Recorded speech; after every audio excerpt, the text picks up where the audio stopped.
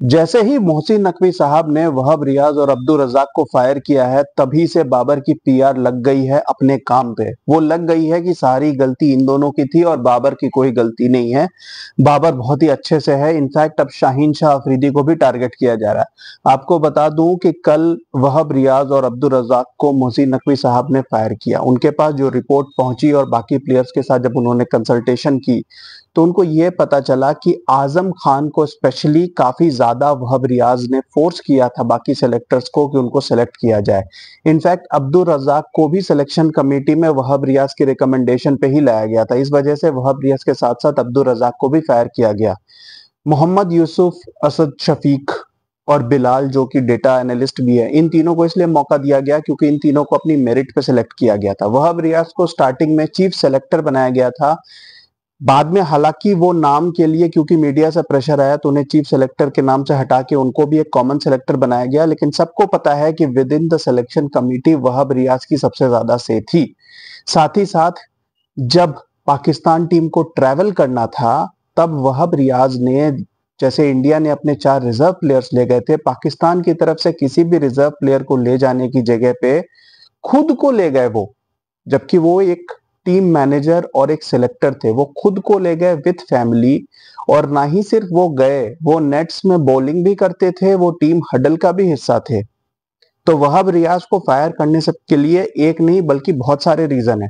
क्योंकि वो मोहसिन नकवी साहब के करीबी थे तो उन्हें ऐसा लगता था कि उन पर कोई एक्शन होगा नहीं। और मोहसिन नकवी साहब की जितनी एम्बैरेसमेंट हुई है इस परफॉर्मेंस के बाद, तो उन्होंने डिसाइड किया कि सबसे पहले वो उन लोगों को फायर करेंगे जिन लोगों ने उनको सबसे ज्यादा, एक तरीके से आप कह सकते हो, धोखा दिया है, एक तरीके से मिसयूज किया है। इसके बाद बात शुरू होती है शाहीन शाह अफरीदी की। अब कहा जा रहा है कि गैरी कर्स्टन और अजहर महमूद साहब ने जो रिपोर्ट दी है, उसमें यह मेंशन किया गया है कि शाहीन शाह अफरीदी ने बहुत ज्यादा बदतमीजी की है। वो मैनेजमेंट की नहीं सुनते थे, कोचेस की नहीं सुनते थे, अपनी मर्जी से जो मर्जी आए वो करते थे। अब ये बात जो है विद इन मीटिंग हुई है या ये रिपोर्ट में हुई है, लेकिन हर जगह सोशल मीडिया पर यही न्यूज फैलाई जा रही है कि शाहीन शाह अफरीदी की गलती थी। साथ ही साथ ये न्यूज फैलाई जा रही है कि जो सुपर ओवर मोहम्मद आमिर ने फेंका था, वो सुपर ओवर मोहम्मद आमिर की जगह बाबर हारिस राउफ से फेंकवाना चाहते थे या शाहीन शाह अफरीदी से, लेकिन अजहर महमूद ने प्रेशराइज किया। अब यहाँ पर कॉन्ट्रडिक्शन आ रही है। कभी आता है कि गैरी कस्टन ने कहा था, अब कभी कह रहे हैं कि अजहर महमूद ने कहा था। मेरा सिर्फ सिंपल पॉइंट ये है कि आप कैप्टन हो। मुझे नहीं लगता कि रोहित शर्मा या विराट कोहली को कोई बाहर से आके बोले तुम ये करो, तुम इसे बॉलिंग दो, तो वो आ जाएंगे उस प्रेशर में। अगर बाबर आजम एक्चुअली में ऐसे प्रेशर में आ रहे हैं, तब तो वो बहुत ही वीक कैप्टन है जो अपने डिसीजंस तक नहीं ले सकते। और उनके सारे पीआर इस चीज में लगे हैं कि बाबर की कोई गलती नहीं है। अगर उनको टीम से कोऑपरेशन मिला होता तो वो पता नहीं क्या कर जाते। तनवीर अहमद जो बाबर के पेड पीआर हैं, जिनके बारे में मैं पहले भी आपको कई बार बता चुका हूं, उन्होंने, देखिए कि इस वीडियो में किस तरीके से बाबर आजम को डिफेंड किया है। पहले आप ये वीडियो देखिए। बाबर आजम के पीछे पड़े हुए थे, बाबर ने टीम बर्बाद कर दी, बाबर ने ये कर दिया, बाबर ने वो कर दिया। मैं पहले दिन से कह रहा हूं कि बाबर के पीछे एजेंडा है, इसको कप्तानी से फारिग करो, इसको कप्तानी से फारिग करने के बाद इसकी बैटिंग के पीछे भी लग जाओ।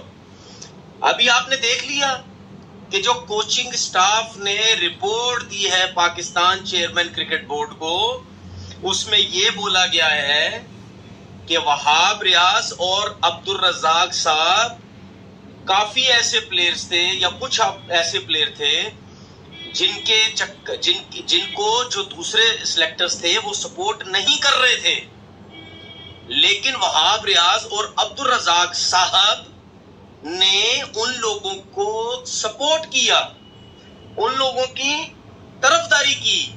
यानी इसका मतलब इनको सिलेक्ट किया जाए या एक्स्ट्रा उनको मैचेस खिलाए जाए, जो भी है, जो भी टीम के मेंबर थे। मैं आपसे क्या बोलता था कि लाजमी नहीं है बाबर आजम ही इस चीज के पीछे होगा कि बाबर आजम ही हर किसी को खिला रहा है। अब आपको समझ आई? ये नहीं आई, अभी भी समझ नहीं आई। अब आपने ये वीडियो देख लिया होगा और आप समझ गए होंगे कि कैसे हर चीज के लिए बाबर को क्लियरली बचा के सारा इल्जाम इन दो सेलेक्टर्स पे डाला जा रहा है। अब मैं आपको बता दूं, चाहे वो चीफ सेलेक्टर हो या सीनियर मैनेजर हो, इन सब की एक लिमिटेड पावर्स होती है। ग्राउंड पे जाके बैटिंग करना, अपनी टीम को खिलाना, ये कैप्टन का काम होता है। यूएसए के खिलाफ 43 बॉल्स 44 रन, ये मुझे नहीं लगता कि वहाब रियाज की किसी सिलेक्शन से इंपैक्टेड है, ये आपकी खुद की परफॉर्मेंस है। आप यूएसए के खिलाफ 23 बॉल्स पे 7 रन पे खेल रहे थे। ये तो शादाब ने दूसरे एंड से 25 बॉलों पे 40 बनाए, तो आपका रन रेट ठीक था। बाद में आपने थोड़ा एक्सेलरेट किया, लेकिन तभी भी 43 बॉल्स 44 बनाए, और वो न्यूयॉर्क की पिच नहीं थी। तो इसलिए वो बात मत करिए कि वहां पर तो 119, वहां पर 159 बने थे, जबकि बनने चाहिए थे अराउंड 180, लेकिन 159 बने थे और यूएसए ने 159 चेस किए थे। तो पिच खराब नहीं थी, वो डैलस की पिच थी, वो न्यूयॉर्क की पिच नहीं थी। तो ये जो परफॉर्मेंस हुई है, इसको आप किसी भी तरीके से जस्टिफाई नहीं कर सकते। मुझे लगता है कि बाबर आजम जो अपनी पीआर यूज कर रहे हैं, उसके थ्रू वो इन चीजों को कवर कर रहे हैं। आपको ये भी बता दूं कि आज सुबह शाहीन शाह अफरीदी ने अपने इंस्टाग्राम से साया कॉरपोरेशन का नाम हटा लिया है। साया कॉरपोरेशन वही कॉरपोरेशन है जो इन सबकी पीआर, इनके एड्स और हर चीज मैनेज करती है। कहा जाता है कि पीसीबी पे काफी ब्लैकमेल और प्रेशर भी डालती है साया कॉरपोरेशन।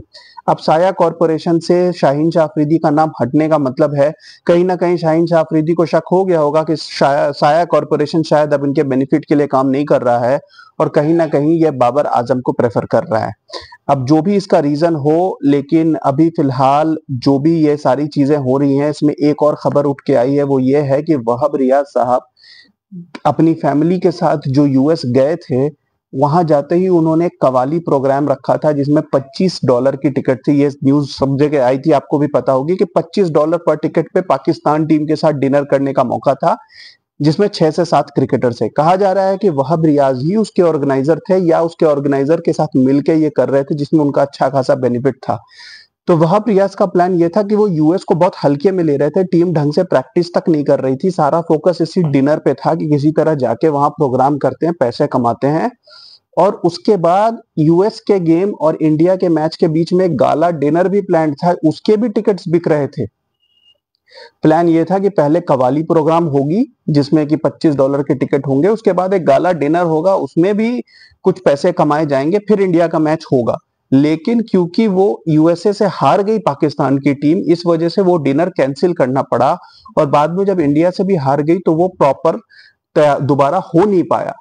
तो कहा जा रहा है कि ये सब कुछ वहाब रियाज कर रहे थे, इस वजह से वहाब रियाज के ऊपर बहुत सारे पॉइंट्स आके जमा हो गए थे, जिनकी वजह से उन्हें फायर किया गया। अब बाकी इसमें क्या सच्चाई है, क्या चीजें हैं, वो तो धीरे धीरे रिपोर्ट के साथ पता चलेंगी। लेकिन अगर इन्हें फायर कर दिया गया है तो ऑफ कोर्स इसमें कुछ ना कुछ बड़ी बात होगी। Keep watching guys, thank you.